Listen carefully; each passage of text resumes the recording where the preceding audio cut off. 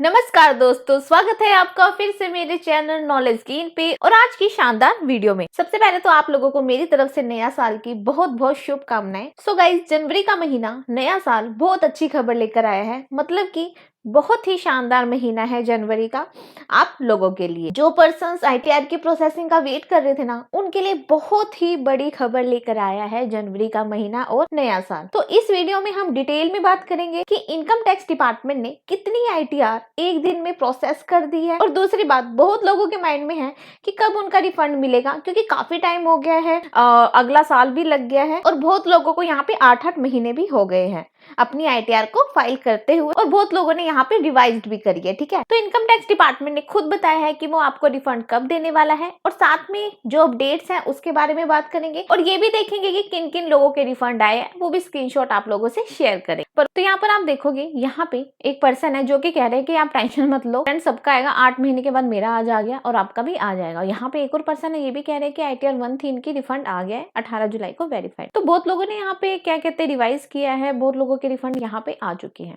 ठीक है, तो आप लोग टेंशन ना लो, आपके रिफंड भी आपके अकाउंट में आ जाएंगे। तो ये एक आईटीआर है, इसको हमने रिवाइज करने के लिए ओपन कर रखा है। तो सबसे पहले हम क्या करते हैं, हम इनका डाटा चेक करते हैं। AIS, TIS, 26AS और आईटीआर फॉर्म। इसके लिए आपने ई फाइल पे जाना है, देन आपने इनकम टैक्स रिटर्न पे जाना है और यहाँ पे व्यू फॉर्म 26AS को यहाँ पे डाउनलोड कर लेना है, और इसके साथ साथ AIS, TIS को भी डाउनलोड करना है। तो इन डॉक्यूमेंट्स को हमने ऑलरेडी यहाँ पे डाउनलोड कर रखा है। तो गाइस, सबसे पहले आप यहाँ पर देखोगे, मैंने 26AS यहाँ पे आपके सामने ओपन कर रखा है। तो यहाँ पर ना एक तो इनकी गेमिंग इनकम है 194 BA के अंदर, और 86,990 रुपए इनकी गेमिंग इनकम है। 9,09,916 रुपए इनकी सैलरी इनकम है। तो यहाँ पर आप देखोगे कि इन्होंने आईटीआर 1 फाइल कर रखी है, जबकि गेमिंग इनकम वालों को आईटीआर 2 फाइल करना होता है। तो गाइज, यहाँ देखोगे आईटीआर 1 फाइल कर रखी है। पहली गलती तो ये है, ठीक है, कि इन्होंने आईटीआर 1 फाइल कर दी। और दूसरी गलती अब यहाँ पर देखते हैं कि यहाँ पर जो इनकम दे रखी है, गेमिंग प्लस जो सैलरी यहाँ पर दोनों दे रखी है। तो टीआईएस के अंदर आप देखोगे कि यहाँ पे सैलरी दे रखी है, और नीचे सेविंग बैंक इंटरेस्ट भी यहाँ पे दे रखा है,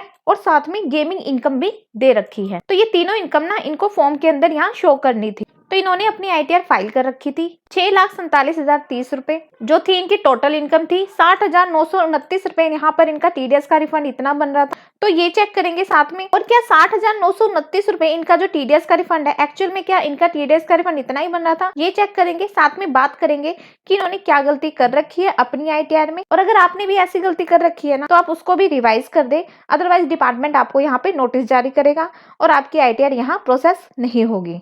तो गाइज, यहाँ पर देखते हैं, पहले इन्होंने सैलरी दिखा रखी है। तो सैलरी पे इनको 72,000 का अंडर सेक्शन 10 के अंदर इन्होंने डिडक्शन ले रखा है।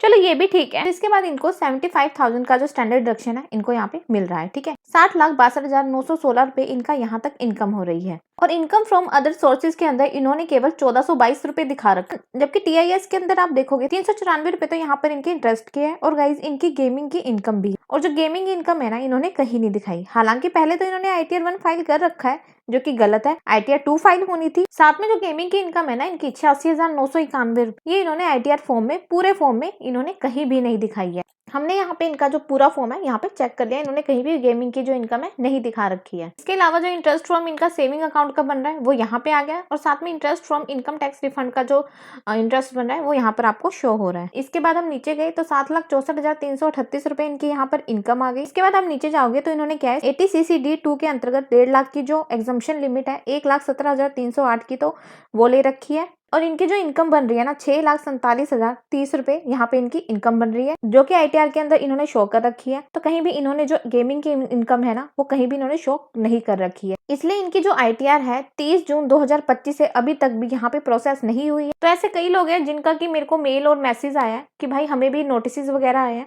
तो एक बार आप अपना डाटा इस तरह चेक कर ले, जैसे कि मैंने आपको बताया, कहीं आपने गलत डाटा तो नहीं डाल रखा है, और कहीं आपके फॉर्म का मिसमैच तो नहीं है। आप एक बार AIS, TIS फॉर्म 26AS से मैच कर ले, कहीं मिसमैच तो नहीं है आपकी यहाँ पे डिटेल्स। आपका डाटा मिसमैच है, जो इनकम है वो शो नहीं कर रखी, इसलिए आपको जो अपना यहाँ पे जो फॉर्म है, आपका जो डाटा है, उसको अच्छे से चेक कर ले। गाइस, एक बार आप अच्छे से चेक कर ले, कहीं आपका डाटा मिसमैच तो नहीं है।